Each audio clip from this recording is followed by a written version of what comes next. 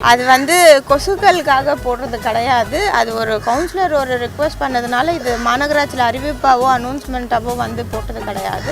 ஏன் ஜன்னலில் கொசு வலை போடணும்? ஜன்னலில் கொசு வலை போட்டால் தானே அதிகமாக செலவாகும். சாக்கடையில் கொசு வலையை போட்டால் என்ன கொசு வலை இல்லாத நகரம் என்ன சென்னை மாநகரம், அதற்கு மேயர் பிரியா அவர்களுக்கு வாழ்த்துக்கள் அப்படின்னு சொல்லிடலாம். என்ன முட்டா பசங்க பாருங்க. என்ன கவுன்சிலர் இருப்பானா?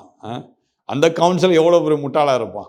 ஏங்க இது என்னன்னா அவன் என்ன செய்திருப்பான், கொசு ஒழிப்பு திட்டம் சொல்லி ஒரு காரியத்தில் அதில் பணத்தை எடுத்துட்டு இருப்பான். புரியுதுங்களா?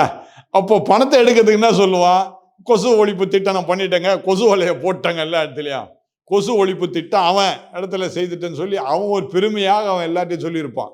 அவன் ரொம்ப அறிவுள்ளவன். அவன் வேற என்னத்தை சொல்றது அவனை போய். இப்படிப்பட்ட அறிவுள்ளவரெல்லாம் யாரு தேர்ந்தெடுக்கிறது? நம்ம மக்கள் தான்.